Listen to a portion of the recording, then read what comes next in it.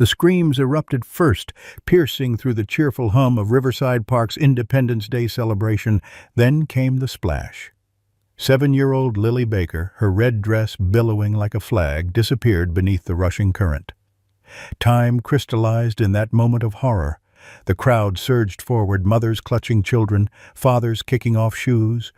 But they all froze when they heard the snarl, guttural and primal. A massive German shepherd, scarred and muzzled, broke free from his handler. People scattered, screaming warnings as the beast charged toward the river. Women pulled children behind them. A police officer reached for his weapon. No, he's going to attack her. The dog launched into the churning water, powerful legs cutting through the current, the black muzzle gleaming in the summer sun. What happened next would change everything. Leave a like and share your thoughts in the comments along with the city you're watching from now. Let's continue with the story. Max hadn't known kindness in years. The German shepherd's once proud body now told a story of cruelty through jagged scars across his flank and the perpetual wariness in his amber eyes. The shelter staff called him dangerous, a military-trained dog gone wrong, and kept him muzzled at all times. His adoption profile remained empty for months, while his euthanasia date loomed ever closer. Jason Williams understood Max better than most. At 38, the former Marine carried his own invisible scars from 3 tours in Afghanistan. His apartment walls remained bare except for one faded photograph of his unit, and nightmares regularly drove him from sleep to pacing at 3 a.m. The animal shelter job had been his therapist's suggestion, something with purpose but minimal human interaction, something to keep him tethered to the world. 2 blocks from the shelter, Martha Wilson spent her days watching life pass by through the windows of Sunshine Acres retirement home. At 82, the general's widow had outlived her husband by 15 years, and her friends by almost as many. Her room was meticulously maintained with military precision. Photographs of her late husband in uniform, his medals in a shadow box, and beside them, photos of their son who'd followed his father's path into service only to be lost to an IED outside Kandahar. Emma Thompson arrived at Last Chance Animal Shelter every Saturday between teaching 5th grade and caring for her mother with Alzheimer's. At 35, her life had become a careful balancing act, with little room for herself. The shelter animals provided the unconditional affection she craved but couldn't find time to pursue. None of them had noticed Michael Reynolds watching the shelter from his black SUV. The 45-year-old former military contractor had his own interest in Max, one that had nothing to do with adoption and everything to do with what the dog had witnessed. Riverdale wasn't a large town, but its proximity to Fort Callahan Military Base shaped its character. Last Chance Animal Shelter operated on dwindling county funds and the goodwill of volunteers. The shelter sat just a mile from Sunshine Acres' manicured lawns, and both were within view of Riverside Park, where the town gathered for every holiday and community event. These separate lives, broken, lonely, and watchful, were about to converge around one muzzled dog with secrets behind his eyes. 72 hours before Lily Baker would fall into the churning waters of Riverside, Jason Williams stood frozen before the shelter's whiteboard, his coffee cooling in his hand. There, written in Rebecca Anderson's neat handwriting, Max, German Shepherd, EU date 7/4. Euthanasia scheduled for Independence Day, a final irony for a dog whose history suggested military service. "You're staring at that board like it insulted your mother," Rebecca said, appearing beside him. The shelter director's voice was gentle but firm, the tone she used when preparing staff for difficult decisions. "Max's time is up, Jason. 3 failed adoptions, 2 bite incidents. We've extended his stay twice already." Jason took a sip of cold coffee to buy himself time. "What's his story, really?" Rebecca sighed, pulling a thick folder from the filing cabinet. Found abandoned near Fort Callahan Gate last November. No collar, no chip. Military police recognized training indicators, but no unit claimed him. She flipped through incident reports. Aggressive with most men, especially in uniform. Refuses handling of back legs and neck area. Classic abuse patterns. Jason studied the photograph paperclipped to the file. Something in the dog's eyes, a haunted intelligence, reminded him of men he'd served with, men who'd seen too much. "I'll take him for the weekend," Jason said suddenly. Rebecca's eyebrows shot up. "Absolutely not. He's category red, Jason. He stays muzzled at all times." 3 days, Becca. That's all I'm asking. If I can't make progress, I'll bring him back myself for Monday's procedure." When she hesitated, he added, "You know my background. If anyone can handle him, I can." An hour later, Jason led a muzzled Max from the shelter's rear exit to avoid other animals. The German Shepherd moved with military precision despite his tension, maintaining perfect heel position. Most shelter dogs pulled excitedly toward freedom. Max walked like a soldier expecting ambush. In the third-floor window of Sunshine Acres, Martha Wilson lowered her book as the odd pair passed below. Something in the man's posture and the dog's movement caught her trained eye. The widow of a military dog handler recognized the dance when she saw it. She watched until they disappeared around the corner, then picked up her phone to call her friend at the shelter. Jason's apartment welcomed them with silence. He'd cleared the space that morning, removing breakables, securing cabinets, creating a corner with blankets and water. The dog remained standing at attention even after Jason unclipped the leash. "At ease, soldier," Jason said softly. Max's ears twitched. The first real response Jason had seen. That night Jason woke to whimpering. Years of combat had made him instantly alert, hand reflexively reaching for a weapon that wasn't there. The sound came again, not human, but achingly familiar. In the living room, Max thrashed in his sleep, legs cycling frantically, trapped in some nightmare pursuit. "Hey, buddy!" Jason knelt a safe distance away. "You're okay now." The dog's eyes snapped open, wild with fear before recognition dawned. They stared at each other in the moonlight, two survivors sharing the silent language of trauma. Neither slept much after that. Morning revealed an unexpected development.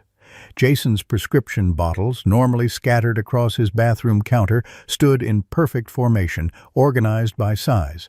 His boots, previously kicked off haphazardly, now sat aligned precisely by the door. "Did you tidy up?" Jason asked, bewildered. Max watched him with unblinking attention, his tail giving one cautious wag. Throughout the day, Jason observed behaviors no ordinary shelter dog would display. Max inspected each room methodically when entering. He positioned himself between Jason and the door when someone knocked. He appeared to understand complex commands without training. "You're not just any military dog, are you?" Jason muttered as Max meticulously arranged his toys in a straight line. That evening, in the secure confines of Jason's fenced backyard, came the moment of truth. Jason knelt 6 feet from Max, making slow, deliberate movements. "I'm going to try something," he said in the calm voice he'd used with frightened civilians. "If I'm wrong, I might lose a hand. But I don't think I am." Slowly he reached for Max's muzzle. The dog went rigid but didn't retreat. Jason's fingers found the buckle, hesitated, then released it. The muzzle fell away. Max remained perfectly still, muscles trembling with restraint. Then, with gentle deliberation, he lowered his head and placed it on Jason's knee, not a threat, but an offering of trust. Jason released the breath he'd been holding and carefully placed his hand on the dog's scarred head. "Good man," he whispered. The next morning, Rebecca called in a panic. "Martha Wilson's been calling nonstop asking about Max. Says she recognized military handling. Jason, if something's happened, he's fine." Jason interrupted, watching Max meticulously arrange couch cushions. "Better than fine. Becca, this dog has specialized training unlike anything I've seen. He's not aggressive. He's hypervigilant. There's a difference. The bite reports were responses to triggers. I'd bet my pension the bites were controlled warnings, not attacks." Jason ran a hand through his hair. "He organizes objects, Becca, creates secure perimeters, alerts to unexpected sounds and movement patterns.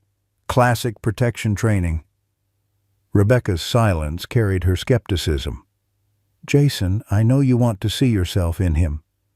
"It's not about me," he said, though they both knew it partly was. "Give me until Monday. I'll bring him to the park tomorrow, controlled environment. You can see for yourself." That afternoon, Jason clipped the muzzle back in place. Shelter rules for public outings. Max submitted without resistance, understanding the temporary necessity in a way that further convinced Jason of his specialized background. They walked to Riverside Park, keeping to less crowded paths. Max remained vigilant but showed no aggression toward passers-by.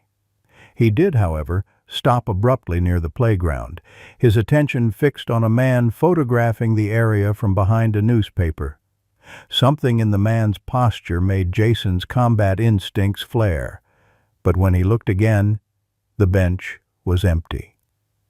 As they circled back toward home, their path took them past Sunshine Acres.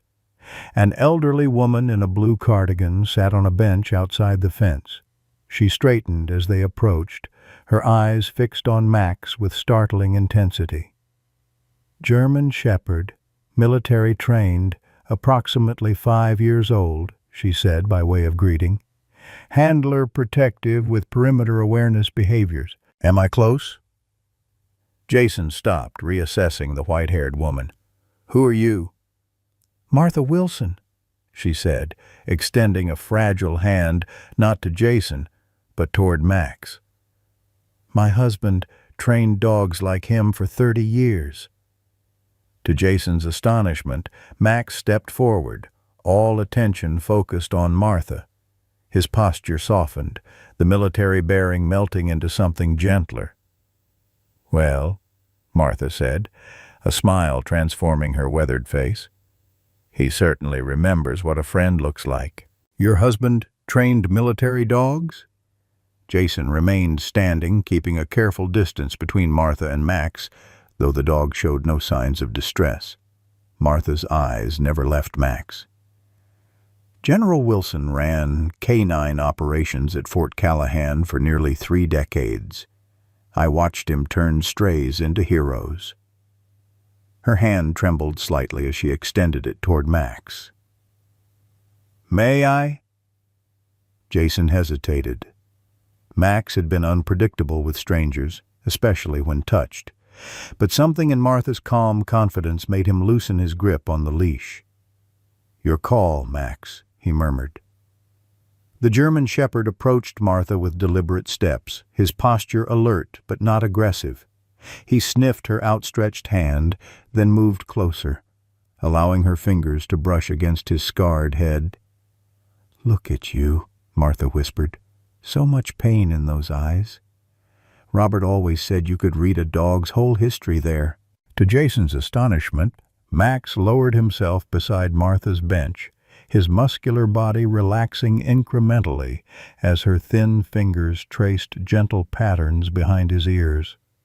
When Max finally rested his massive head on her lap, Jason saw tears gathering in the old woman's eyes. "It's been 7 years since I've touched one of you," Martha said, her voice barely audible.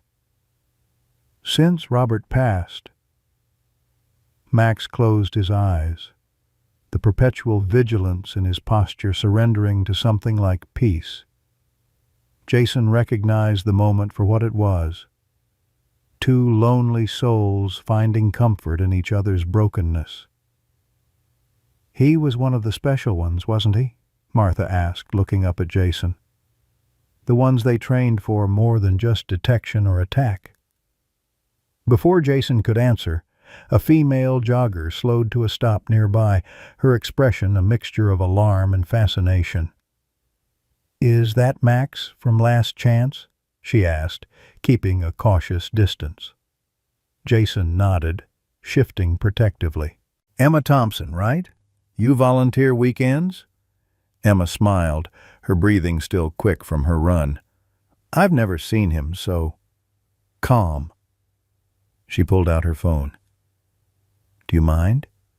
The shelter's trying to increase adoption visibility through social media, and this might help people see him differently." Jason started to refuse, then looked at the tableau before him, an elderly woman finding solace with a dog everyone else feared. "Your call, Martha." Martha straightened her cardigan and smiled. "Anything that helps him find his forever home." Emma snapped several photos, capturing the gentle interaction between woman and dog. "These are beautiful. Mind if I share your first name, ma'am?" "Martha Wilson," she replied, still stroking Max's head. "And you tell them this boy's a hero, waiting for his mission." The next morning, Jason's phone rang before dawn. "Have you seen Facebook?" Emma sounded breathless. "The photos of Max and Martha have over 2,000 shares already." Jason scrolled through the shelter's page. The images were striking. Martha's weathered hands against Max's scarred fur, the contrast between her fragility and his strength, both finding comfort in each other. The caption read, "82-year-old Martha Wilson, widow of General Robert Wilson, finds unexpected connection with Last Chance's most challenging resident." The comments section had exploded into debate.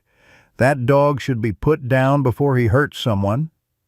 "Give him a chance. Look how gentle he is with her." "My neighbor's kid was bitten by a shepherd last year. Too risky." "Military dogs deserve better than death row. Thank you for your service, Max." By afternoon, local news had picked up the story. Jason's phone wouldn't stop ringing, so he turned it off, focusing instead on the way Max patrolled the apartment perimeter with increasing agitation. "What's wrong, buddy?" he asked, watching Max's repeated checks of the windows. 3 miles away, in a nondescript sedan parked outside the coffee shop, Michael Reynolds swiped through the viral photos on his tablet. His jaw tightened at the sight of the German shepherd he'd spent 6 months searching for. He zoomed in on Max's eyes, confirming the distinctive amber fleck in the left iris. Then he dialed a number. "I've found the Wilson asset," he said quietly, "but we have complications." At Sunshine Acres, Martha sat in Director Patricia Fleming's office, hands folded determinedly in her lap. "It would be therapeutic for the residents," she insisted. "Many of us had pets before moving here. The emotional benefits are well documented." Patricia sighed, tapping her pen against Martha's request form. "It's not that simple, Martha. This particular dog has a concerning history. The liability alone—" "Liability?" Martha's voice sharpened with the authority that had once commanded military spouses at official functions. "I watched that dog choose gentleness yesterday. My Robert would say that tells you everything you need to know about his character." "I understand your attachment. This isn't about attachment. It's about purpose." Martha leaned forward. "Do you know what kills us here faster than age? Feeling useless. That dog needs someone to understand him. These halls are full of people who need to feel needed." Something in Martha's intensity made Patricia pause. One visit, supervised, with the muzzle. Martha's triumphant smile took years off her face. The following afternoon, Jason led a muzzled Max through Sunshine Acres' front entrance, trying to mask his own apprehension. The retirement home's antiseptic smell and institutional beige walls reminded him uncomfortably of military hospitals. Max, however, walked with unusual calm, his posture relaxed in a way Jason had never witnessed. In the community room, about 20 seniors waited in a semicircle of chairs. Martha stood at the center, more animated than Jason had seen her before. "This is Max," she announced to her peers, "and his temporary guardian, Jason Williams." Jason had prepared for resistance, fear, perhaps even hostility. What he hadn't expected was the ripple of understanding that passed through these weathered faces. They saw past the muzzle to the dignity in Max's bearing. "Vietnam?" asked a man in a wheelchair, addressing Jason. "Afghanistan," Jason replied. "3rd Battalion." The man nodded. "My service dog kept me sane after Nam. Best therapist I ever had." One by one, the seniors shared stories of dogs they'd known and loved. Max moved among them with remarkable gentleness, stopping longest beside a trembling woman who hadn't spoken a word. When he rested his head against her knee, she began to stroke his fur with arthritic fingers. "First time she's engaged in weeks," whispered an attendant to Jason. "Alzheimer's takes them piece by piece." By the time Rebecca arrived for her official assessment, Max lay contentedly surrounded by elderly admirers, his vigilance softened into protective watchfulness. The shelter director stood in the doorway, clipboard forgotten in her hands. "I wouldn't have believed it without seeing it," she admitted to Jason. Martha joined them, her eyes bright with vindication. "He knows who needs protection. That's what he was trained for." "How can you be sure?" Rebecca asked. "Because my husband developed the Guardian protocol for specialized service dogs." Martha's voice carried quiet authority. "Not attack dogs, protective companions, dogs with the judgment to distinguish real threats from imagined ones." Jason's phone vibrated with a text from Emma. "News crew wants interview with you and Max tomorrow. Donations pouring in for shelter. This is amazing." Later that evening, as Jason bathed Max at home, he noticed something he'd missed before, a small mark inside the dog's ear, previously hidden by accumulated dirt. Not a tattoo as modern military dogs received, but a tiny brand, barely visible, the letter G with a 7 beneath it. "Guardian 7, Jason whispered, remembering Martha's words.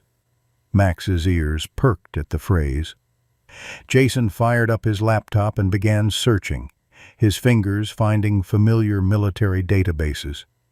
Nothing came up for Guardian in official channels, but a veterans forum mentioned rumors of a specialized program developing dogs with extraordinary protective abilities, particularly for vulnerable populations.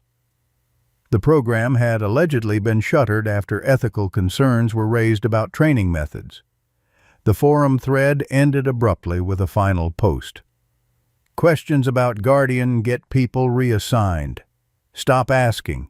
Jason leaned back, studying Max, who had resumed his nightly organization of the apartment, nudging throw pillows into precise alignment, arranging Jason's shoes by the door. "What exactly were you trained to do?" he wondered aloud. "And why would someone abandon an asset like you?" Max paused in his tasks, his amber eyes meeting Jason's with an intelligence that seemed to hold answers just beyond translation. Then he returned to arranging Jason's pill bottles in a perfect line, pushing the anxiety medication to the front, as he did every night. On the kitchen counter, Jason's phone buzzed with a notification from the shelter's security system.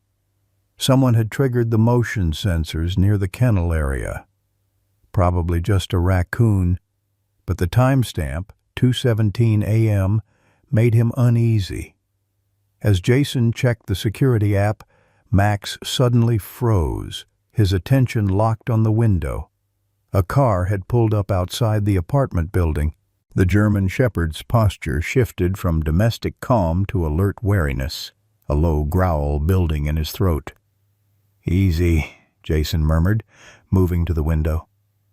A black sedan idled across the street, its occupant invisible behind tinted windows.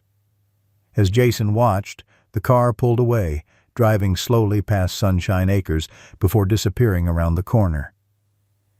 Max remained at attention long after the car had gone, his body tense with a soldier's certainty that danger had not passed, but merely retreated to regroup.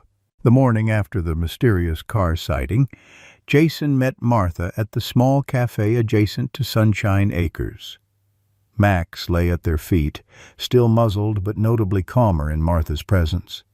The elderly woman stirred her tea methodically, her wedding ring clinking against the china cup. "Tell me about your husband's work," Jason prompted gently. "You mentioned a guardian protocol?" Martha's eyes took on a faraway look. Robert believed dogs could be trained to protect in ways humans couldn't, not just through aggression, but through discernment. Her voice softened with pride. He developed training methods that enhanced dogs' natural ability to sense danger, changes in heart rate, subtle body language, even chemical changes in sweat when someone means harm. "Sounds more sophisticated than standard military canine training," Jason observed. "It was," Martha nodded. "Standard military dogs are essentially living weapons." Robert wanted something different. Companions who could protect without constant handler direction. She reached down to stroke Max's ear. "Dogs who could make judgment calls about threats, especially around children and vulnerable people. Is that why Max organizes things? Part of his training?" Martha smiled. Robert called it environmental management. The dogs were taught to create order, remove hazards, even arrange objects to block access to potential dangers. Her expression darkened. "After Robert died, our son Thomas continued the research. He wrote to me about his concerns with how the program was evolving. Then Thomas was killed in Afghanistan, and the program disappeared from official records." Jason thought about the brand in Max's ear, Guardian 7. "Do you have any of those letters?" "Perhaps." Martha's gaze drifted toward the retirement home. "I have boxes I haven't had the heart to open."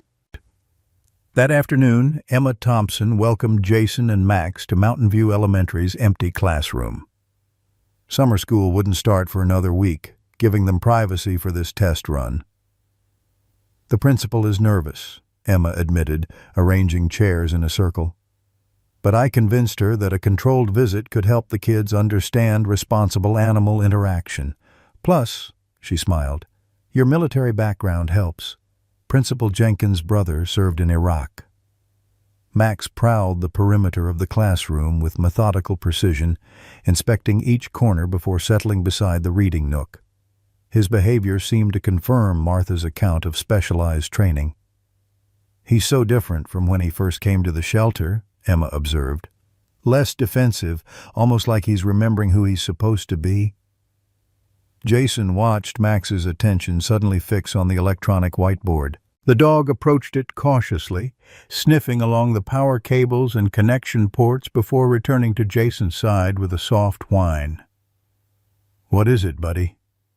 Jason knelt beside him, noting the tension in Max's posture. "He doesn't like the smart board?" Emma asked. "Not the board specifically." Jason examined the cables Max had inspected. "Something about the wiring, maybe?" Emma shrugged. "It's been glitchy lately. It keeps promising to check it." She changed subjects, pulling out her phone. "The shelter's social media is blowing up, by the way. People are taking sides, Team Max versus those who think it's irresponsible to rehabilitate him. Jason scrolled through the comments, troubled by the intensity of opinions from people who had never met Max, turning into quite the local controversy. Local and beyond, Emma showed him the view counts. We've had adoption inquiries from 3 states away, media requests, even a few donations specifically for Max's care. The publicity made Jason uneasy. If Max truly was part of a classified program, this attention could draw unwanted interest. His instincts warned him that the sedan watching his apartment wasn't a coincidence. Those instincts proved correct the next morning when a man approached Jason during his dawn walk with Max. The German shepherd tensed immediately, his body angling protectively between Jason and the stranger. "Sorry to startle you," the man said, maintaining a careful distance. "My name's Michael Reynolds. I worked with the K-9 program at Fort Callahan." He gestured toward Max. "I recognized him from the shelter posts, thought I might be able to help." Jason studied Reynolds with the assessing gaze he'd developed during house-to-house searches in Kandahar. Mid-40s, military bearing but not current service. Expensive watch partially concealed by his jacket sleeve. Nothing overtly threatening, yet Max's reaction spoke volumes. "Appreciate the offer," Jason replied neutrally. "How exactly did you work with the program?" "Behavioral conditioning specialist," Reynolds answered smoothly. "I helped prepare dogs for stress scenarios, desensitization training." He extended his hand toward Max. "Hey there, big guy, remember me?" Max's growl rumbled deep in his chest. Jason tightened his hold on the leash. "He's still reactive with strangers," Jason said, deliberately understating Max's obvious hostility toward Reynolds. "What unit were you with?" A barely perceptible hesitation. "Primarily contractor work, civilian specialist. Listen, that dog has specialized training that makes him valuable, also potentially dangerous without proper handling." Reynolds produced a business card. "Call me if you need guidance, or if you decide he's too much to manage." As Reynolds walked away, Jason pocketed the card without looking at it, noting how Max tracked the man's movement with unwavering focus until he disappeared around the corner. "Message received," Jason murmured to the dog. "Not a friend." At Sunshine Acres, Martha sat cross-legged on her bedroom floor surrounded by cardboard boxes, her arthritis forgotten in the urgency of her search. She'd spent the morning digging through Robert's personal effects, looking for Thomas's letters. In the 3rd box, beneath a layer of military commendations, she found a bundle tied with faded blue ribbon. The correspondence spanned Thomas's last year of life, increasingly troubled communications about ethical breaches in the Guardian program.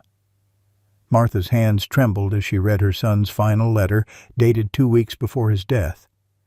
"They've perverted Dad's work. The dogs aren't being trained to protect anymore.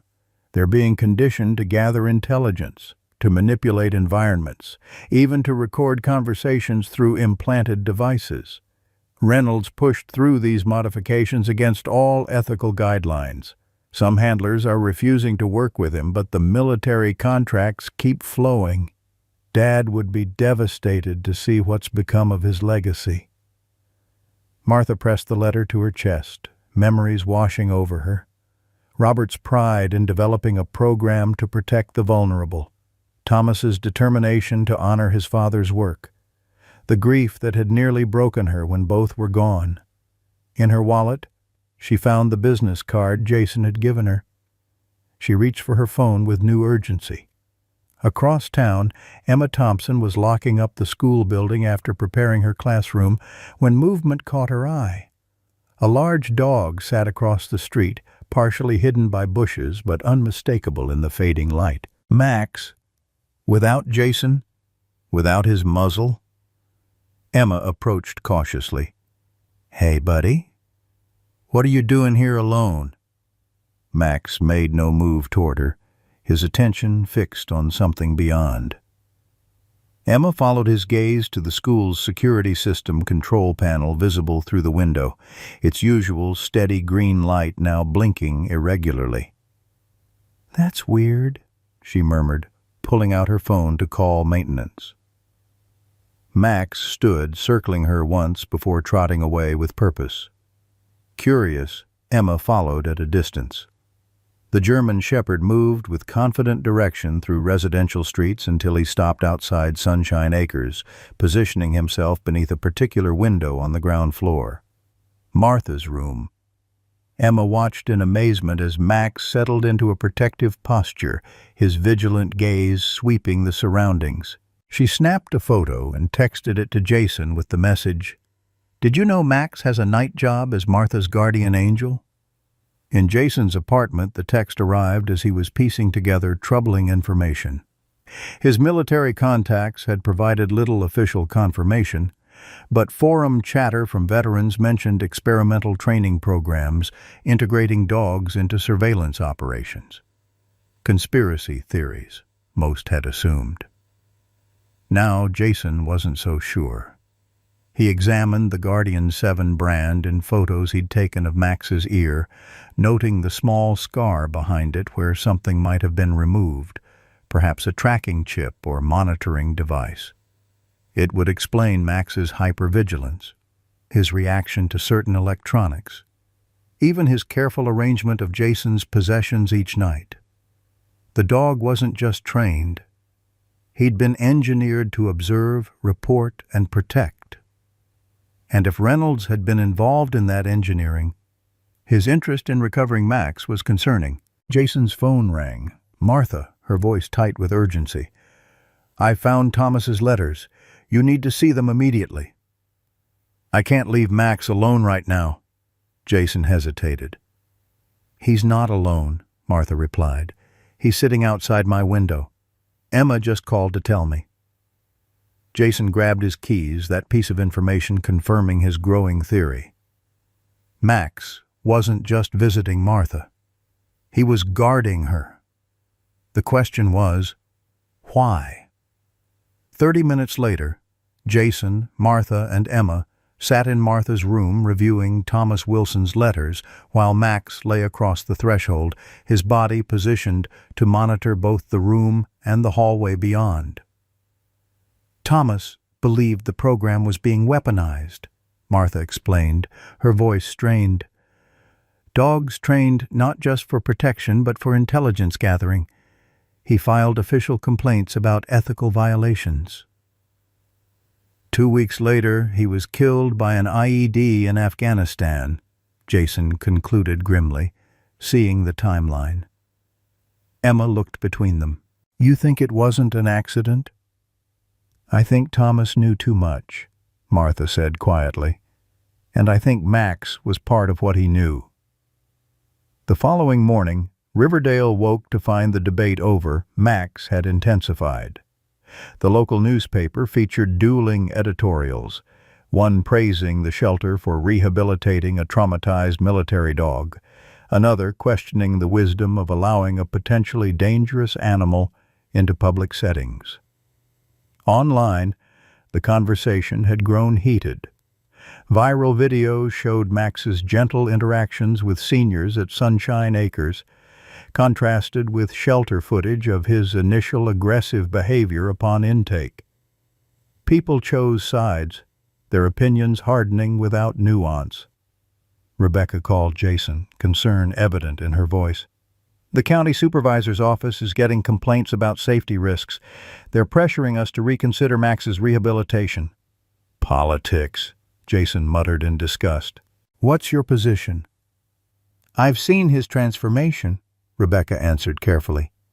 "But I'm also responsible for public safety and shelter reputation. We need to proceed thoughtfully." Later that afternoon, Jason brought Max to the shelter for Rebecca's official assessment. The German Shepherd performed flawlessly, demonstrating calm behavior, basic obedience, and appropriate responses to various stimuli. "His body language is completely different," Rebecca noted, reviewing the evaluation sheets. I've never seen rehabilitation progress this rapidly. He wasn't aggressive, Jason insisted. He was responding to training we didn't understand. Maybe, Rebecca acknowledged, but the timing is problematic. The Independence Day celebration at Riverside Park is our biggest adoption event of the year. The mayor's office has already called asking if that dangerous dog will be present. Jason thought about the viral attention, Reynolds's sudden appearance, and the sedan watching his apartment. His military instincts screamed that keeping Max out of public view was safest. Yet hiding wouldn't solve the underlying mystery or clear Max's reputation. He'll be there, Jason decided, with me, Martha, and full precautions. That evening, after returning home, Jason witnessed firsthand the environmental management Martha had described. Max methodically inspected the apartment, then began subtly repositioning objects, moving Jason's phone charger away from a slightly frayed section of cord, nosing a kitchen knife away from the counter edge, even placing a cushion against a sharp table corner. "You're a safety inspector, aren't you?" Jason said with growing appreciation.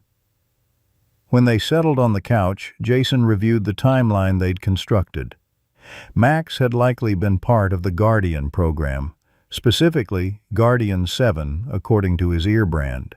Thomas Wilson had raised ethical concerns about the program's direction under Reynolds' influence.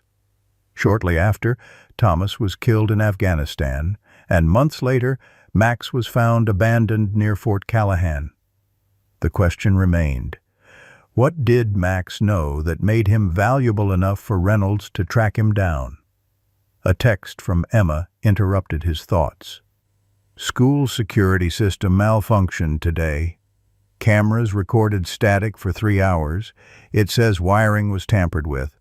Coincidence after Max's reaction yesterday?" Jason's uneasiness deepened. He pulled the blinds closed and checked the locks twice. Max paced the apartment perimeter, periodically stopping to listen intently, his behavior confirming Jason's suspicion that they were being watched. Later that night, unable to sleep, Jason scrolled through news archives searching for anything connected to Thomas Wilson's death. Most articles merely reported another soldier lost to an IED, but one included a detail that caught his attention. Thomas had been traveling with a military working dog who had also been reported killed in the explosion. No name or identification for the dog was provided. If Max was that dog, how had he survived? And how had he ended up abandoned at Fort Callahan months later? The German shepherd suddenly appeared beside Jason's chair, dropping something at his feet. A small, metallic object that had been hidden beneath the refrigerator. A surveillance bug. Jason stared at the device, then at Max, understanding dawning with crystal clarity. "You were trained to find these, weren't you?" Max's intelligent eyes held Jason's gaze steadily, confirming what Jason now believed. Max hadn't been abandoned. He'd escaped, carrying with him knowledge that certain people desperately wanted to contain. The morning news reported a break-in at Mountain View Elementary. Nothing appeared stolen, but several security cameras had been disabled. The incident barely made headlines, overshadowed by preparations for Independence Day celebrations and the continuing controversy over Max. Emma texted photos of the break-in scene, noting that the damaged areas corresponded exactly to where Max had shown interest during their visit. "He knew," she wrote. "Somehow he detected tampering before it happened." Jason studied the photos, Reynolds' interest in Max making more sinister sense. If the dog could detect surveillance equipment, identify tampering, even locate hidden recording devices, as he demonstrated last night, then Max represented both valuable intelligence and a significant threat to whoever had placed those devices. With Independence Day 48 hours away, Jason made two decisions. First, Max would remain with Martha at Sunshine Acres until the celebration, safer behind the facility's security system and numerous witnesses. Second, he would contact military authorities about Thomas Wilson's classified concerns and Reynolds' suspicious activities. What Jason couldn't have anticipated was how public sentiment would continue polarizing around Max, with local media fueling the controversy. By evening, social media campaigns had emerged on both sides. #SaveMax versus #SafetyFirst. The shelter's phone lines jammed with opinions from citizens who had never met the dog at the center of the debate. Through it all, Max maintained his stoic vigilance, now divided between protecting Jason and guarding Martha, a guardian caught between past trauma and present purpose, his true capabilities still emerging from behind the muzzle that symbolized the community's fear. Independence Day dawned clear and hot over Riverdale, the kind of perfect summer day that drew families outdoors despite the heat. By noon, Riverside Park teemed with activity, vendors setting up booths, maintenance crews arranging chairs before the bandstand, volunteers hanging banners announcing the annual adoption fair. Jason arrived early with Max, surveying the growing crowd with the tactical awareness ingrained from his military days. The German Shepherd, muzzled as required, moved with calm precision at his side, though Jason noted the subtle tension in the dog's posture. "There's our celebrity," Rebecca called, waving from the shelter's booth where volunteers arranged adoption photos. "And I see you've got the required muzzle." "Good." "Precautionary only," Jason said, his tone making clear his position on the matter. Rebecca nodded sympathetically. "I know, but after the newspaper coverage and social media storm, we can't take chances with public perception." She lowered her voice. "County supervisor will be here. He's not a fan." A small crowd had already gathered near the Last Chance Animal Shelter booth, some pointing and whispering as they recognized Max from the viral photos. Jason noted with unease how people positioned themselves, some approaching with cautious smiles, others deliberately creating distance, a few watching with open hostility. "Jason! Over here!" Emma waved from where she was setting up a reading area for children to interact with the gentler shelter dogs. She wore a bright blue shelter t-shirt, her expression brightening as they approached. "I've got Martha and some of the Sunshine Acres residents coming at 2. They're our secret weapon for showing how good Max is with vulnerable populations." The German Shepherd's ears perked at Martha's name, his vigilance momentarily softening into anticipation. Jason scratched behind Max's ear, grateful for the bond that had formed between the elderly woman and the military dog, a connection that seemed to anchor Max in ways Jason couldn't fully provide. "Any security concerns I should know about?" Jason asked quietly, gesturing around the park. Emma followed his gaze. "Nothing specific. Standard park security plus 2 officers from Riverdale PD. The mayor insisted after last year's mishap with the fireworks." She hesitated. "But there was a strange man asking questions about the shelter booth set up yesterday. Said he was from County Health Department, but his badge looked off somehow." Jason's muscles tightened. What did he look like? As Emma described the visitor, mid-40s, military short haircut, expensive watch, Jason recognized Reynolds immediately. He scanned the growing crowd, instinctively mapping exit routes and potential danger zones. Max, meanwhile, had shifted into what Jason now recognized as his assessment mode, methodically surveying the environment, nose working constantly, ears swiveling to track distant sounds. The dog's attention kept returning to the Riverside stage where technicians tested sound equipment for the afternoon performances. "I'm going to walk the perimeter," Jason decided. "Get Max acclimated before it gets too crowded." They made a slow circuit of the festival grounds, Max maintaining perfect heel position despite the increasing distractions. Children pointed excitedly, adults whispered behind their hands, and twice Jason overheard heated debates about whether that dangerous dog should be allowed at a public event. "Ignore them," Jason murmured to Max. "Just another patrol." The German Shepherd continued his vigilant assessment, but Jason noticed something concerning. Max's attention repeatedly locked onto certain areas. The electrical panel behind the main stage, the equipment tent near the river, and the playground where children were beginning to gather for a scheduled puppet show. By early afternoon, the park had filled with families enjoying the holiday festivities.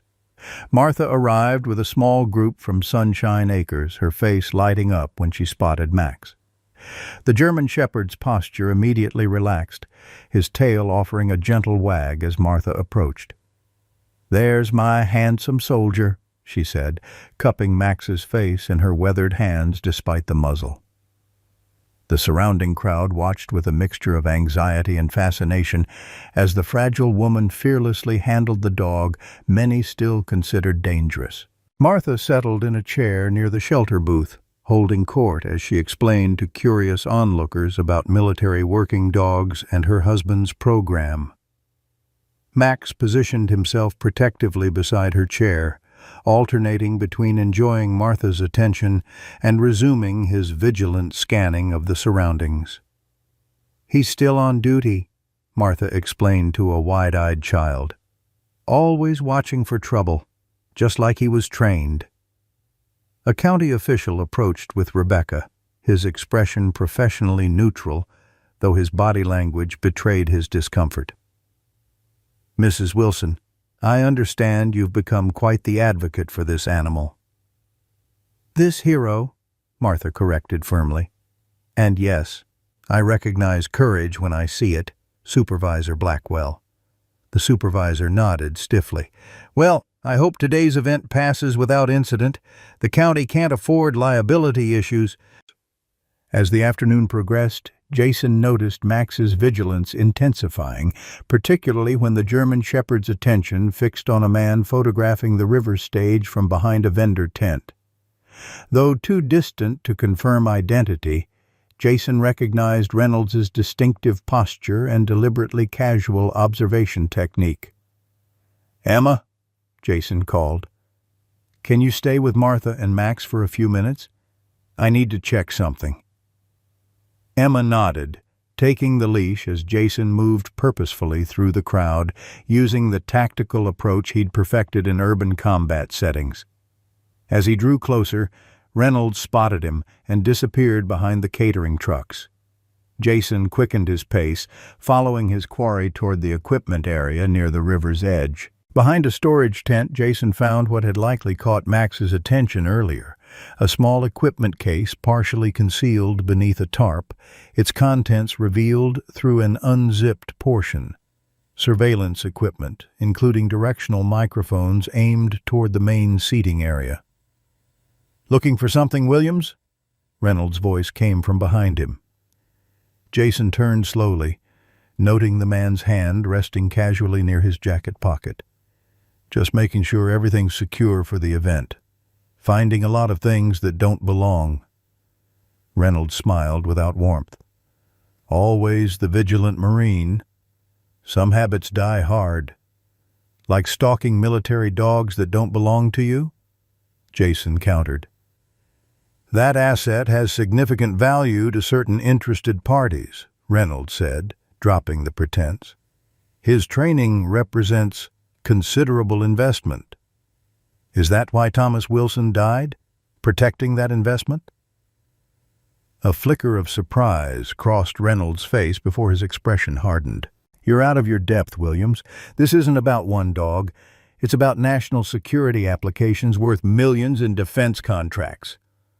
Jason's retort died in his throat as a commotion erupted from the main festival area. Shouts, followed by a child's scream. Both men turned toward the source of the disruption. Near the shelter booth, a small electrical fire had broken out, sending smoke curling from beneath the sound system table. Volunteers scrambled for extinguishers while families backed away in alarm. Jason spotted Emma struggling to maintain control of Max, who was lunging against his leash, not toward the fire but toward the river. Jason sprinted back toward them, losing sight of Reynolds in the process. The crowd's confusion had escalated to near panic, with parents grabbing children and backing away from both the fire and the increasingly agitated German Shepherd. "He's going crazy!" someone shouted. "Get that dangerous dog out of here!" As Jason pushed through the crowd, he saw the true focus of Max's attention. 7-year-old Lily Baker had wandered away from the confusion, following a paper boat along the riverbank where the current ran swift and deep. The child, oblivious to the danger, leaned precariously over the water's edge. "Max sees her!" Martha called urgently as Jason reached them. "The child by the river!" The German Shepherd strained against the leash, his intention clear to Jason now but appearing aggressive to the panicked crowd. Emma struggled to maintain her grip as the dog's powerful muscles tensed. "Let him go," Jason ordered, recognizing the urgency in Max's behavior. "Are you insane?" Supervisor Blackwell shouted. "That dog will attack her!" But Emma, seeing what Jason saw, made her choice. She unclipped the leash just as Lily's foot slipped on the muddy bank. The crowd gasped in collective horror as the child toppled forward into the churning water with a terrified shriek. Max exploded into motion, a blur of muscle and purpose. The crowd's confusion transformed to terror as the muzzled German Shepherd charged directly toward the fallen child. A police officer stationed nearby drew his weapon, tracking Max's movement. "No!" Jason shouted, running after Max. "He's trying to save her!" The German Shepherd hit the water with a powerful leap, driving himself into the current with determined strokes. The muzzle, still securely fastened, prevented him from grabbing the child directly. Instead, Max maneuvered himself beneath the struggling girl, trying to buoy her above the surface. On shore, the crowd's reaction split between those watching in horror, certain they were witnessing an attack, and those beginning to understand the dog's true intention. The police officer maintained his stance, weapon trained on the water, uncertainty evident in his hesitation. "Don't shoot," Martha commanded with surprising strength, her fragile body somehow imposing as she positioned herself in the officer's line of sight. "That dog is saving her." In the water, Max fought the current, repeatedly positioning himself to keep Lily's head above water. The muzzle, designed to prevent biting, now prevented him from gripping the child effectively. Each time he managed to push her upward, the current threatened to separate them. Jason reached the riverbank, kicking off his shoes as he assessed the situation. Max was struggling, his strength flagging as he battled both the current and the limitation of the muzzle. The child's terrified screams had weakened to frightened whimpers as shock and cold water sapped her energy. Without hesitation, Jason dove into the river, powerful strokes carrying him toward the desperate pair. The crowd, now grasping the unfolding rescue, fell into a hushed collective holding of breath. The officer lowered his weapon, eyes fixed on the drama playing out in the churning water. Jason reached Max and Lily, immediately recognizing the dog's strategy. Despite his exhaustion, Max was attempting to guide them toward a partially submerged fallen tree that created a natural break in the current. Jason grasped Lily with one arm while supporting Max with the other, working with the dog's momentum toward the makeshift safety. "I've got you," he assured the sobbing child. "Max and I both have you." Together, man and dog fought their way to the fallen tree, Jason lifting Lily onto the relative safety of the trunk, while Max continued treading water, his strength visibly fading. The crowd erupted into cheers as Jason hoisted himself up, then reached back to pull the exhausted German Shepherd to safety. On shore, emergency responders rushed forward as Jason carried Lily across the shallower water, Max limping beside them, his muzzle now dragging in the mud. The child clung to Jason, her small body shivering from cold and fear, but her eyes remained fixed on the German shepherd. "The dog?" she managed through chattering teeth. "He tried to push me up." Paramedics took Lily, wrapping her in thermal blankets while checking her vitals. Jason knelt beside Max, removing the sodden muzzle to examine the German shepherd for injuries. The dog stood exhausted but vigilant, his attention still fixed on the child until the paramedics assured her safety. The crowd that had gathered on the riverbank now viewed Max with transforming perspective.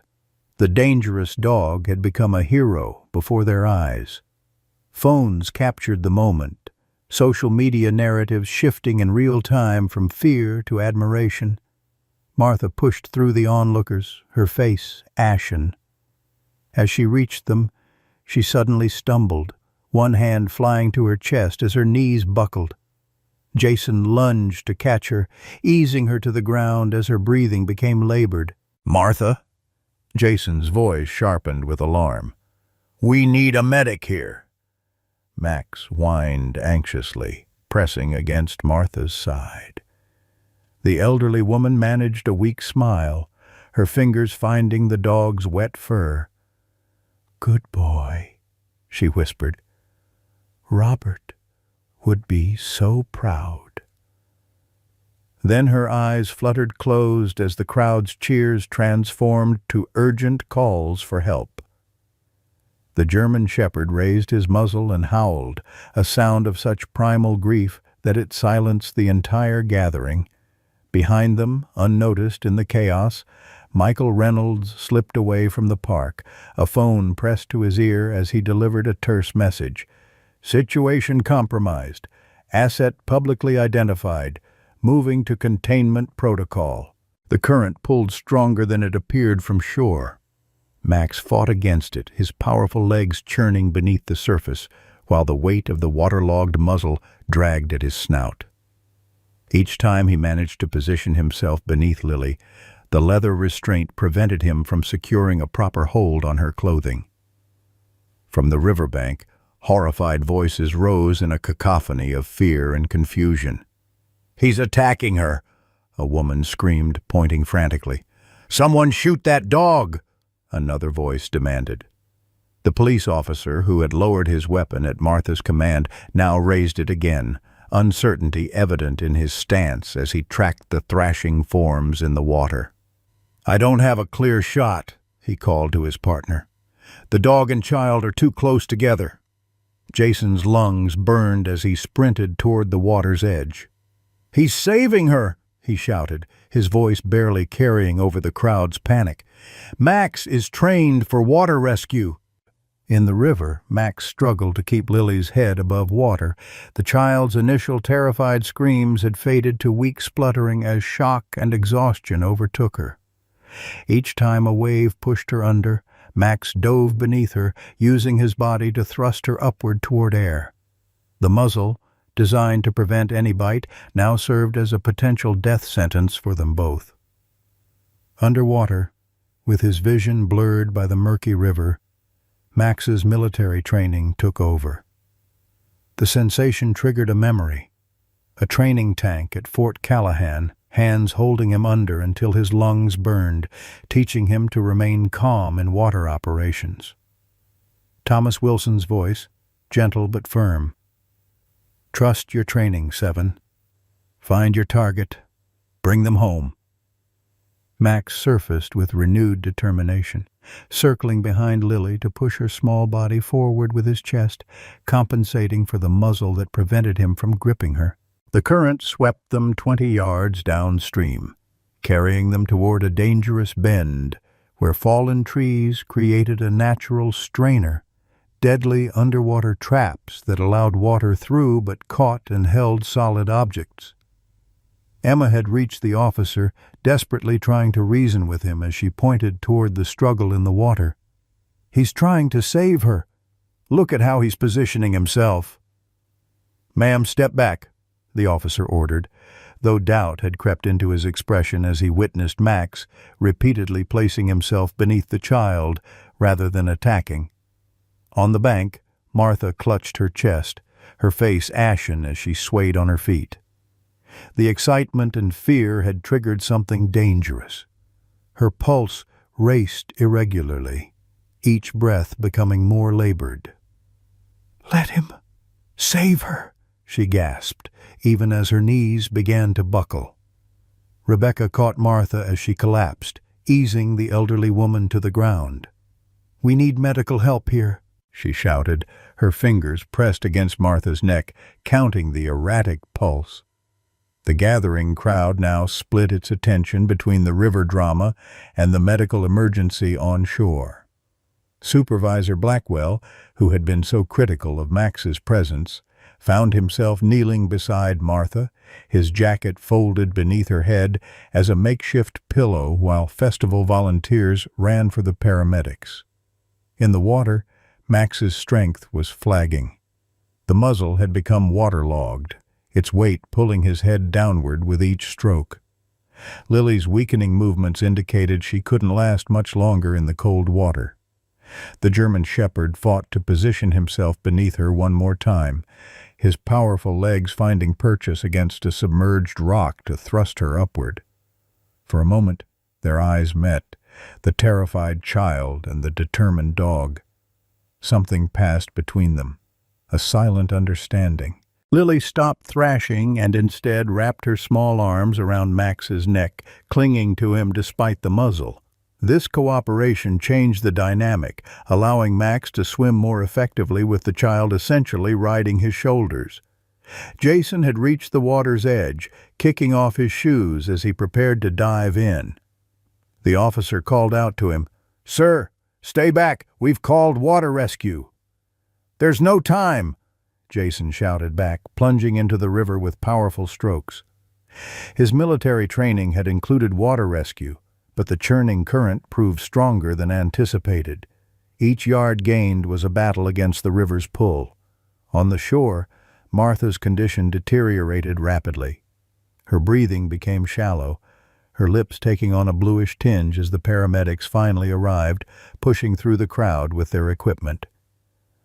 "Possible cardiac event," the first paramedic assessed, attaching monitoring leads to Martha's chest. "How long has she been like this?" "Just a couple of minutes," Rebecca answered, her voice shaking. "She was fine. Then she saw the dog and the girl in the river, and she just collapsed." The paramedic glanced toward the river, then back to his patient. "BP's dropping. We need to move her now." As they transferred Martha to a stretcher, her eyes fluttered open briefly. "Max," she whispered. "Find him." In the river, the situation had reached a critical point. Max and Lily had been swept into a small eddy behind a fallen tree. Momentary safety, but also a trap.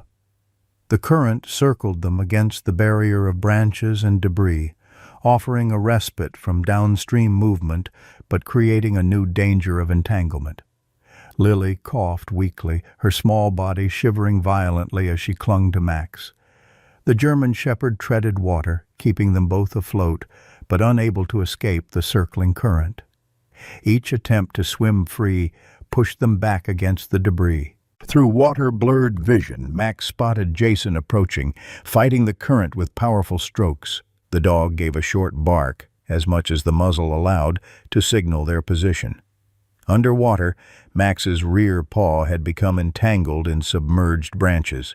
Each movement tightened the snare, but he continued to focus on keeping Lily's head above water, his own breathing becoming labored as he occasionally dipped below the surface. Jason reached them, immediately assessing the situation. "I've got you, Lily," he assured the child, taking her from Max's supporting body. "Hold on to my neck." The child transferred her grip to Jason, her small arms locking around him with the desperate strength of survival. Only then did Jason realize Max wasn't following. The dog remained in place, struggling against some unseen restraint. "Max!" Jason called, unable to reach the dog while holding Lily. The German shepherd's eyes met Jason's with unmistakable intent. Save the child first. It was the same look Jason had seen in the eyes of fellow Marines making impossible choices in combat situations. On shore, the crowd had grown silent, watching the drama unfold with collective held breath. The officer had holstered his weapon, now using binoculars to monitor the situation, while water rescue teams deployed a boat from the park dock 100 yards downstream. Emma pushed to the front of the crowd, cupping her hands around her mouth. "Jason, the rescue team is coming. Hold on." The paramedics had loaded Martha into the ambulance, oxygen mask covering her face as they administered emergency medication. As they prepared to depart, one of them leaned out the ambulance door, watching the river rescue with professional assessment. "They're not going to reach them in time," he said quietly to his partner. In the water, Jason faced an impossible choice: remain with Max, attempting to free him while potentially putting Lily at further risk, or get the child to safety first and risk losing Max to exhaustion and the current. The German Shepherd made the decision for him, lunging forward with enough force to snap the branch, entrapping his leg. The sudden movement pushed Jason and Lily toward the shore while Max disappeared beneath the surface, the weight of the muzzle dragging him down. Jason kicked hard, propelling himself and Lily toward the shallows where waiting hands reached to pull the child to safety. The moment she was secure, Jason turned back, diving beneath the surface to search for Max. Underwater, the world transformed into a murky, silent battle. Jason's lungs burned as he searched, visibility reduced to mere inches in the churning silt. His hand brushed against fur, then closed around what felt like a collar. With desperate strength, he pulled upward, fighting against both the current and the dead weight of the dog. They surfaced together, Max limp in Jason's arms, the waterlogged muzzle completely covering the dog's nose and mouth. The crowd gasped as Jason struggled toward shore, refusing assistance until both he and Max reached land. On the riverbank, Jason immediately began CPR on the unresponsive German Shepherd, compressing the muscular chest while Emma rushed forward to remove the saturated muzzle. "Come on, Max," Jason urged between compressions. "Don't you quit on me now. Martha needs you. We all need you." The ambulance holding Martha had delayed its departure, the paramedics watching the scene unfold. Through the open rear doors, Martha's oxygen-masked face was just visible, her eyes open but unfocused. Lily, wrapped in emergency blankets and clutched tightly by her sobbing mother, pointed toward Max with trembling fingers. "He saved me," she repeated. "The dog saved me." Water poured from Max's mouth as Jason rolled him to his side, but the German Shepherd remained unresponsive, his powerful body unnaturally still. The crowd, so recently fearful of this dangerous dog, now collectively held its breath, united in hope for his revival. "Please," Emma whispered, tears streaming down her face as she cradled Max's head. "Please come back to us." The ambulance radio crackled with urgent requests for their departure. Martha's condition wouldn't wait. As the paramedics reluctantly closed the doors, the last image they, and Martha, saw was Jason hunched over Max's motionless form, refusing to give up on the dog who had given everything to save a child. A terrible stillness had fallen over Riverside Park. Jason's voice grew hoarse as he continued chest compressions on Max's unmoving form. The German Shepherd showed no response, his powerful body lying motionless on the muddy bank. "Damn it, Max," Jason whispered, refusing to acknowledge the tears blurring his vision. "You did not survive Afghanistan to die in a river." Emma knelt beside them, her hands trembling as she stroked Max's wet fur. The crowd had formed a protective circle, their phones lowered out of respect, faces etched with the collective realization that they had misjudged the animal now fighting for his life before them. Jason shifted positions, adjusting his technique. As he leaned forward for another compression, Max's body suddenly convulsed. Water spurted from the dog's mouth, followed by a desperate, rattling inhale. The German Shepherd's eyes flew open, wild with panic before focusing on Jason's face. "That's it," Jason encouraged, his voice breaking. "Breathe, buddy, just breathe." The crowd erupted in spontaneous applause as Max struggled to his feet, wobbly but alive. The German Shepherd shook violently, water spraying from his coat, before turning his attention toward the ambulance that contained Martha. His whine of distress cut through the celebration. "They're taking her to Riverdale General," Emma explained, quickly fashioning a makeshift leash from a volunteer's belt. "We can follow them." Across the park, beyond the gathered crowd, Michael Reynolds observed the scene from the shadow of a vendor tent. His jaw tightened as he watched Max's revival, his hand moving to his pocket where a small control unit remained unused. The crowd's reaction complicated his extraction plan. There would be no quiet disappearance for Guardian 7 now. At Riverdale General, the emergency room team worked frantically to stabilize Martha. The cardiac event had been severe, requiring medication and monitoring, but the elderly woman proved remarkably resilient. When she regained consciousness 2 hours later, her first whispered question surprised the attending physician. "The dog," she rasped through the oxygen mask. "Max, did he survive?" Before the doctor could respond, commotion erupted in the hospital corridor. Administrative protests followed by the unmistakable clicking of canine nails on linoleum. Despite hospital regulations, Jason had somehow managed to bring the still damp German Shepherd through security, Emma running interference with paperwork claiming service animal status. When Max entered Martha's room, the monitoring equipment registered her immediate physiological response: heart rate stabilizing, blood pressure normalizing, respiratory rate improving. The German Shepherd approached her bed with gentle precision, resting his head on the mattress within reach of her frail hand. "I knew you were special," Martha whispered, her fingers finding the familiar spot behind Max's ear. "Robert always said the best ones choose their mission." Jason stood at the foot of the bed, still damp from the river rescue. "Martha, I need to ask you something important. What do you know about Michael Reynolds?" Martha's expression hardened, her hand protectively covering Max's head. "He was Thomas's colleague. After Robert died, Reynolds took over aspects of the program, pushing it in directions my husband never intended." Her voice strengthened with determination. "When Thomas discovered what Reynolds was doing, he filed official complaints.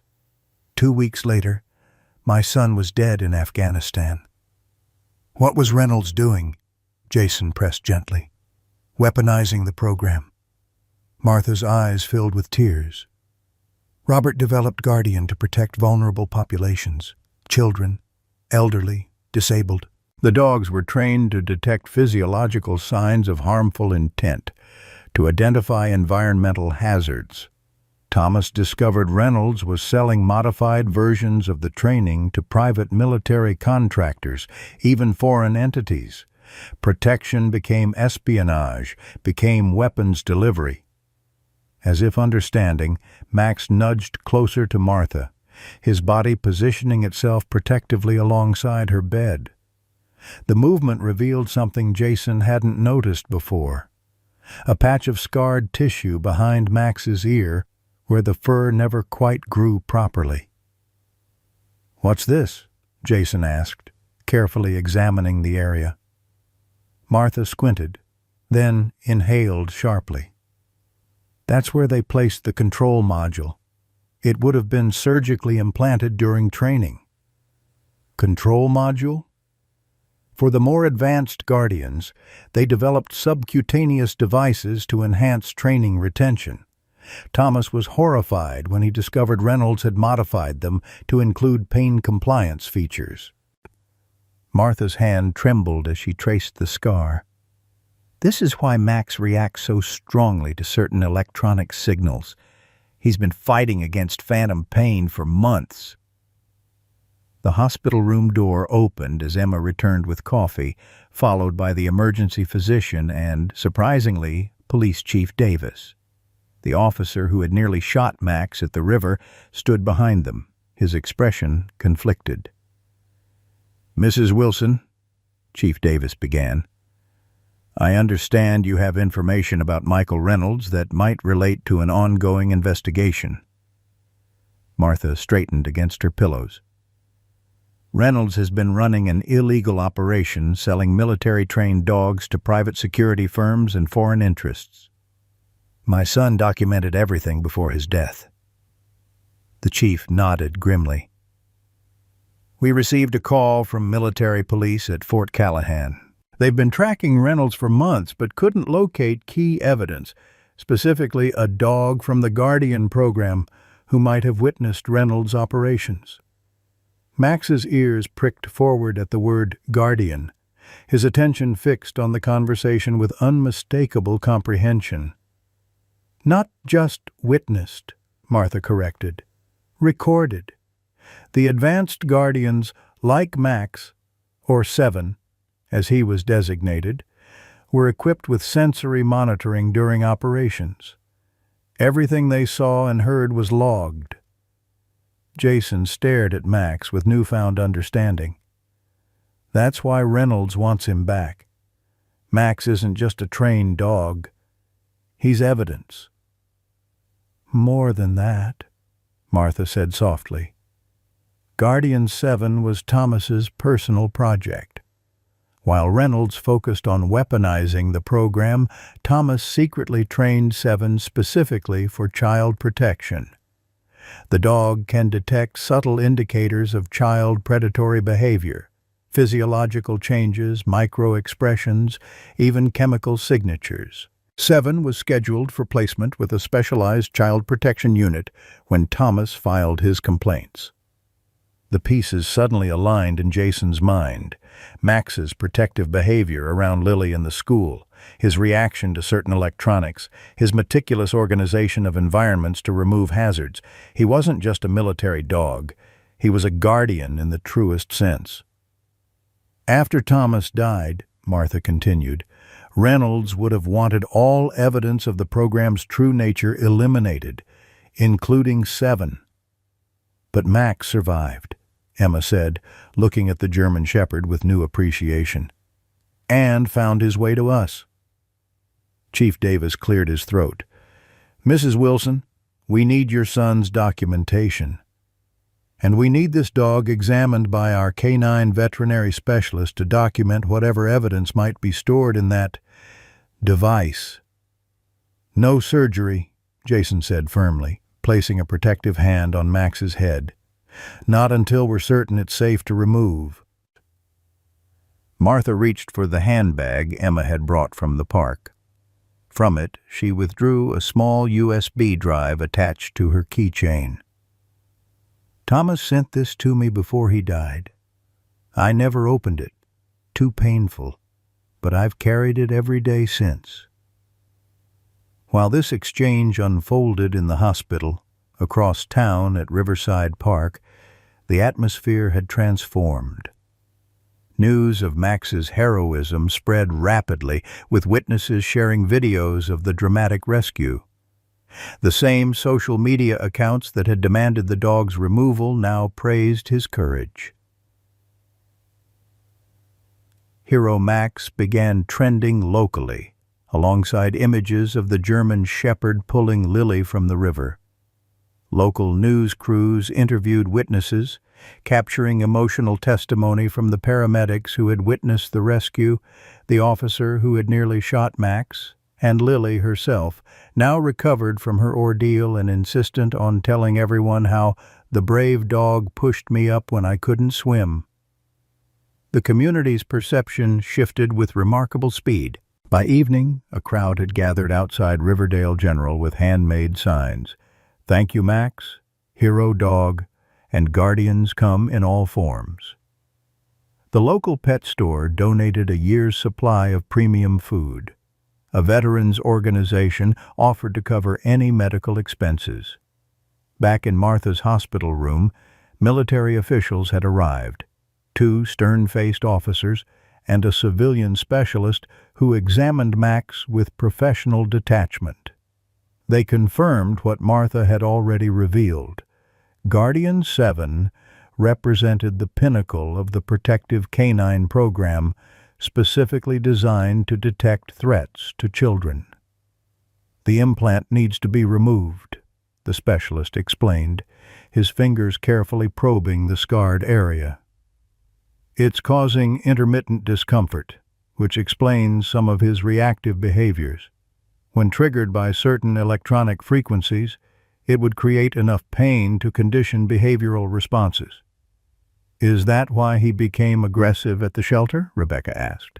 She had arrived an hour earlier, bringing food for Jason and Emma along with updates about the community's response. The specialist nodded. "Likely. Standard shelter equipment, scanning wands, certain cleaning machinery might emit frequencies that triggered the device.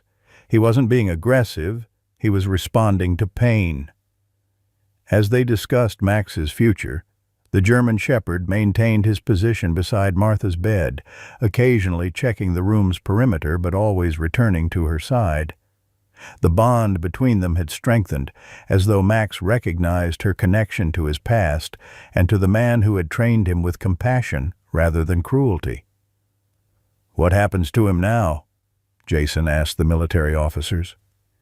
"He's evidence in your investigation." The senior officer, Colonel Harrison, straightened his uniform jacket. "Once the device is removed and analyzed, Guardian 7, Max, would typically be assessed for reassignment or retirement. Given the circumstances and his public profile now, retirement seems appropriate." "He stays with us," Jason stated firmly, not a request, but a declaration. Colonel Harrison's expression softened slightly. "That can be arranged, Mr. Williams. We owe this animal a considerable debt, and you as well, for recognizing his value when others didn't." When the officials departed, Martha patted the edge of her bed, inviting Jason to sit. Max shifted to accommodate him, creating a moment of unexpected family cohesion that brought tears to Emma's eyes. "Robert always said the right handler finds the right dog, no matter what obstacles separate them," Martha said, her voice stronger now as her condition stabilized. "He would have approved of you, Jason." Outside the hospital window, the sunset illuminated the gathering crowd of supporters. Children held drawings of a heroic German shepherd saving a little girl. Veterans stood at respectful attention, acknowledging one of their own. Community members who had never met Max felt connected to his story of redemption. Max observed it all with watchful amber eyes. His mission evolved but not ended. No longer Guardian 7, the military asset with a classified purpose. Simply Max, protector, companion, hero.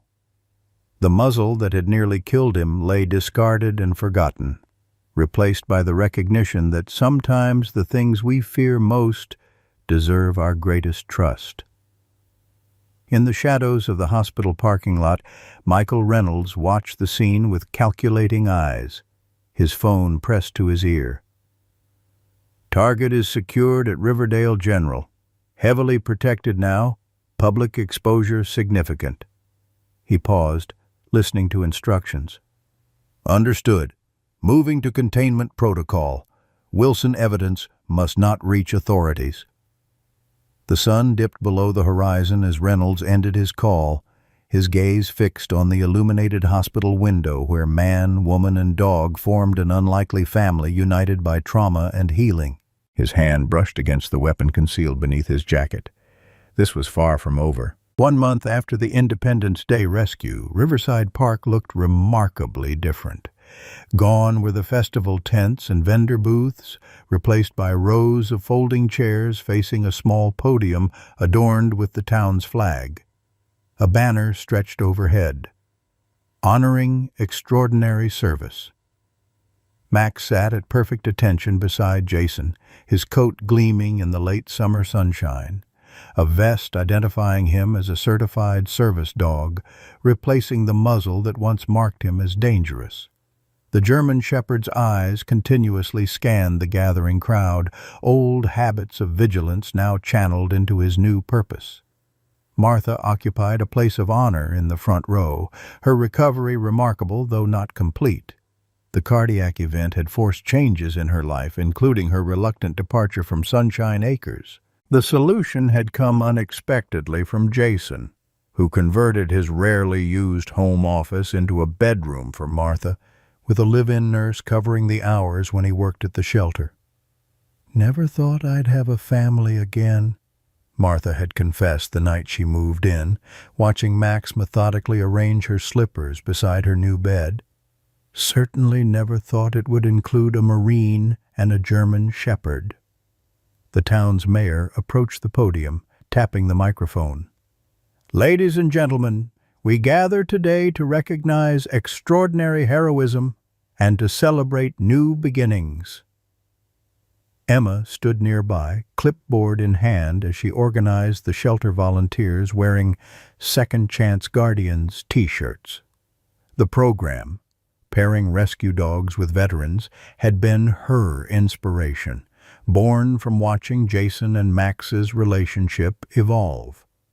The initial funding had come from a surprising source, the reward money offered for information leading to Michael Reynolds's arrest. Reynolds had not gone quietly.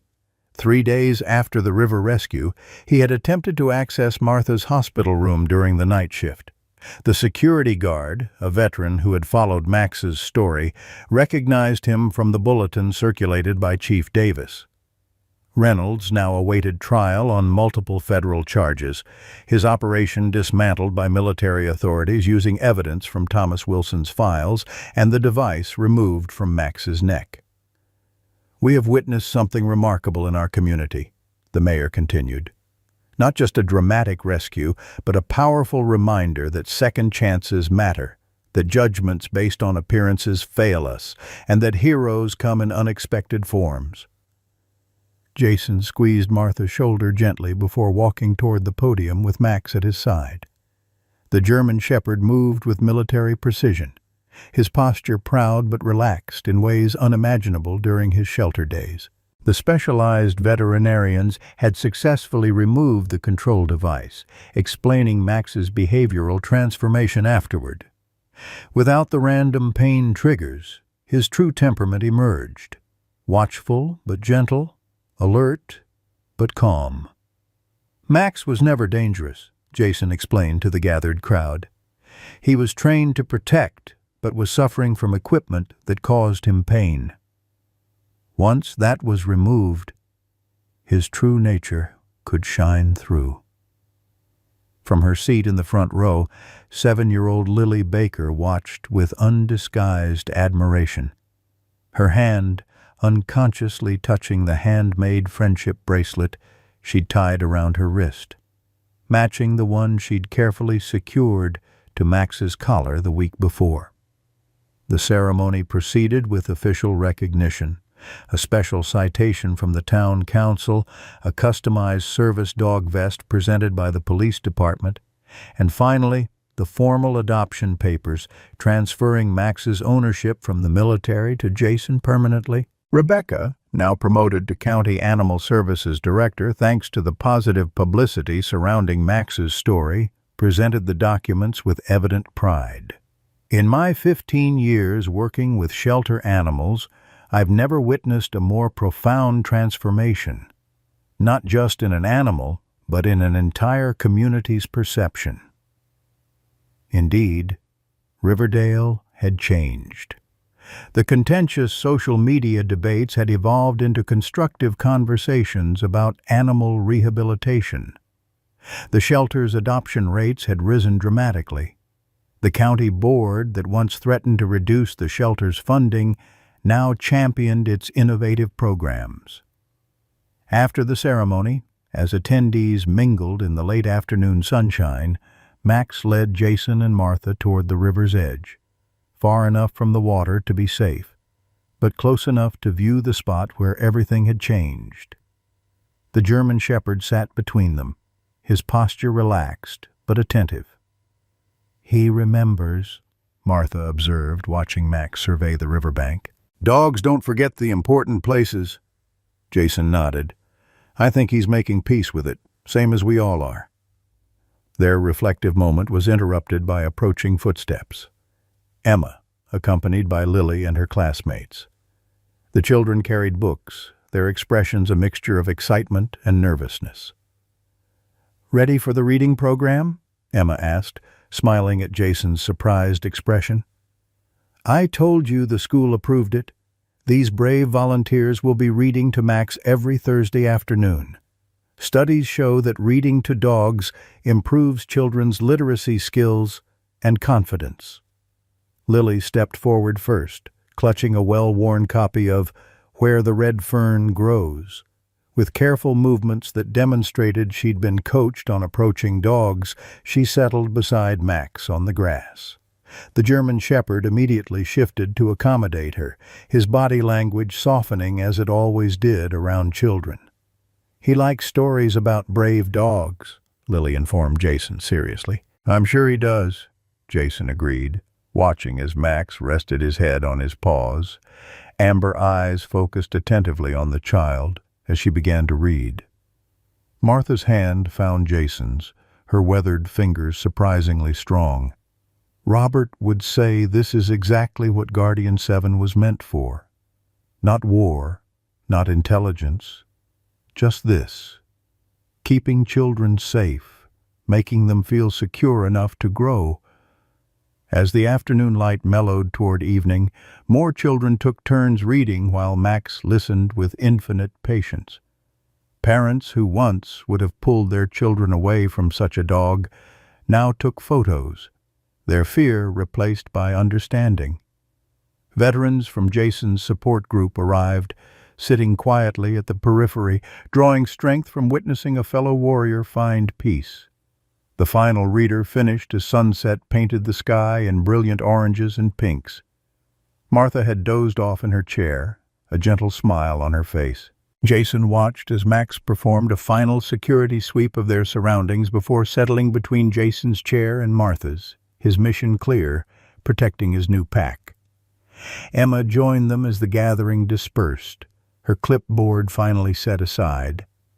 "Successful first day," she said, looking at Max with undisguised affection. "Think he enjoyed it?" Jason nodded, his hand resting on Max's head. "He's finally where he belongs. We all are." The German shepherd sighed contentedly, his vigilant eyes slowly closing as he allowed himself, at last, to truly rest. Unmuzzled, understood, and home. Max's journey from feared outcast to beloved hero reminds us that second chances arrive in unexpected packages at any stage of life. Like Martha, many of us understand the quiet ache of empty rooms and days that blend together, wondering if our purpose has passed. Yet her story shows how new family forms in the spaces we least expect, sometimes with 4 legs and a wagging tail. The transformative power of companionship doesn't diminish with time. Rather, it takes on new meaning when we've known loss. Research consistently shows that animal companions reduce loneliness, lower blood pressure, and create daily purpose. But Max offers something beyond statistics. He represents the courage to trust again, to build community when isolation feels safer, and to discover that our capacity to protect and nurture never truly fades. The deepest joy often follows our bravest moments of opening our hearts after disappointment. Has an animal companion helped you through a difficult transition in life? How might you extend the gift of second chances to someone, human or animal, in your community today? Share your stories of unexpected joy in the comments below. Your experience might be exactly what someone else needs to hear.